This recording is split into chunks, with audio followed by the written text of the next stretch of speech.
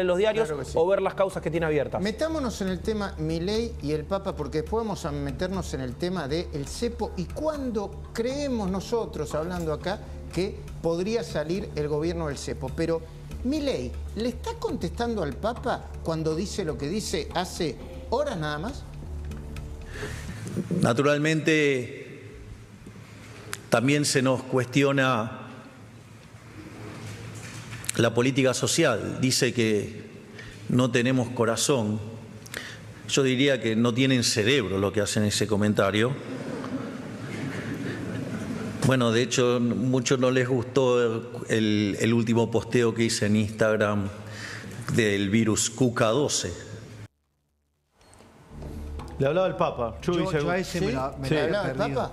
Le hablaba el Papa. Yo hice algunas averiguaciones y fuentes de gobierno me dijeron que no era una referencia hacia Francisco. Hay una suerte de tratar de bajar el tono contra, bueno, el jefe de la Iglesia Católica, pero le hablaba al Papa. Y el otro mensaje es el de Patricia Bullrich. No hay duda de que le hablaba al Papa. Al presidente de la Nación no le gustó para nada lo que dijo Francisco el viernes de la semana pasada. Lo sorprendió. Y probablemente hasta incluso lo haya sentido como una traición después de lo que había sido la reunión con Petovelo el día lunes y lo que había sido la reunión con él en febrero, en la cual le dijo el Papa cuando le describió a los gerentes del hambre, qué hijos de... y después lo recibió. Lari, te voy a cambiar un poquito. Antes de ir a lo que anunció Milei con respecto a la inflación y el momento de la salida del cepo, ¿podemos hablar de una causa de corrupción que mañana va a estar en los portales, en todos los portales, y que tiene que ver con el gobierno anterior? Otra corrupción que el Jorge Bergoglio pareció no ver ni notar. Lo de Camila, ¿sí? ¿Lo jugamos ahora? ¿Lo tenemos? ¿O vamos por otro lado? Bueno, si no te espero, entonces vamos por el tema de el presidente, el cepo, y cuándo se supone que el gobierno va a salir del cepo. Dale. ¿Tenemos eso? Vamos a liberar el cepo.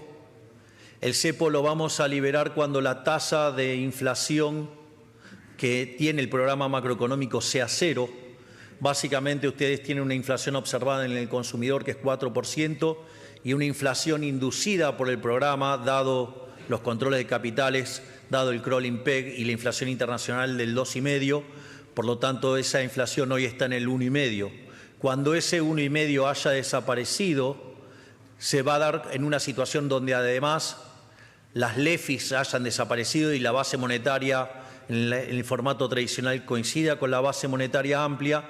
En ese momento habrá desaparecido el money overhang y podremos abrir sin ningún tipo de problemas el cepo, porque ya no tendrán balas para cargar las armas que puedan tirar la estabilidad macroeconómica. Se produjo una confusión, ¿no, Pablo? ¿La podemos aclarar? Para el presidente está claro. Lo que pasa es que a cuántos le quedó claro lo que dijo el presidente. Ese fue el tema. Claro, está bien. Números que ha dado el presidente. Para que como en la 4% de la inflación que todos conocemos, más o menos. 4,2 la última. 4, para no confundir a nadie. 4 es el promedio, 4. El gobierno, el presidente dice, hay 2,5 de esos 4 que forman parte de la inflación que genera el propio programa económico. El crawling peg del 12. 2,5 las generamos nosotros. Hay una que es real del 1,5. Esa es la que le está importando al presidente dejar en cero. Cuando ese 1,5 haya desaparecido, nos va a quedar la del 2,5. Que es el crawling peg, que es del 2%. Que ahí es donde el presidente dice vamos a poder levantar el cepo. O sea, no es cuando la inflación total llegue a cero. Este juego de números generó un poco de confusión en las interpretaciones, porque todos titularon, literal, cuando la inflación llegue a cero, saldremos del cepo. ¿Y cuándo se supone, Ramiro Marra, que la inflación puede llegar a un nivel de aproximado de 2,5%? ¿A qué velocidad? Bueno, primero quiero aclarar por las dudas que la inflación no es que la inflación llegue a 2,5, no quiero corregir el graph, pero lo que quiere decir es que la tasa de interés está al mismo nivel que la inflación, porque puede ser que también la tasa de interés se llegue a mover y en el momento esté 2,5 van a decir, che, dijeron 2,5. Lo que tenemos es un presidente que entiende lo que es un programa económico, por supuesto que habla en términos técnicos porque tiene una especialidad y está hablando en la bolsa de Estados Unidos, donde la gente que estaba ahí entendía los conceptos que estaba implementando. No hay que dar fechas exactas porque eso sería faltarle respeto no solo a la sociedad argentina, sino también a los conceptos económicos, porque es muy difícil. Condiciones de salida. Sí. O sea, no fechas, sino exactamente, condiciones de eso es lo salida. importante. Sí. Son condiciones de salida y contextos y no una fecha determinada. Ahora, Ramiro, ¿es complementario o hay un cambio de rumbo? Porque el gobierno en distintas ocasiones dejó entrever que el levantamiento del cepo estaba supeditado al ingreso de dólares, entre 10.000 y 15.000 millones, de la Reserva de Estados Unidos, del FMI, de donde sea. Sí, hoy el presidente de la Nación habla del tema de la inflación. ¿Son complementarios o un cambio de plan? No fue nunca el eje la cantidad de dólares. Acá lo que tenemos que entender es que el cepo constantemente se está abriendo, porque cada vez que se saca una regulación, que se sacaron un montón desde que se asumió el presidente y el equipo económico, o cuando baja la brecha cambiaria, porque la brecha cambiaria también tiende a desaparecer, si vemos que ahora está casi en mínimos de los últimos años. Sí. O sea, y eso es el éxito económico del programa. Y a partir de ahí es cuando en un momento se va a poder abrir el cepo, que bien planteado está por el presidente, que va a ser cuando la inflación observada llegue a ese número. Pablo, ¿en dónde hay que pararse para ver la economía hoy? En que todavía no hay crecimiento y se está planteando un crecimiento... Del 5 para el año que viene. Del 5 para el año que viene, no explosivo, pero sí alentador. Hay que pararse en el lugar cronológico. Che, este gobierno tiene 10 meses todavía y ya le piden que haga todo lo que no hicieron en los últimos 10 años. Elijo una respuesta que podría ser la tomo del profe Juan Carlos de Pablo, que es amigo del presidente. Según dónde me tengo que parar, según donde te toque pararte. Sí. Porque la economía no es una mirada sobre la economía, es según donde esté. El pisero, el ferretero, claro. El pisero, el ferretero, el industrial, el petrolero.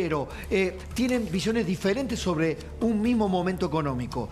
La recuperación es dispar, la recesión fue compleja, la salida está siendo dispar, por lo tanto, la percepción que tienen en Mendoza o en Neuquén, donde se depende del petróleo, del turismo no es lo mismo vitivinícola. que el gastronómico de Palermo. Claro. No es lo mismo, o del conurbano. ¿Por qué la imagen del presidente puede no estar tan bien en el conurbano y sí en algunos otros lugares? Y porque tiene que ver con la percepción de la economía.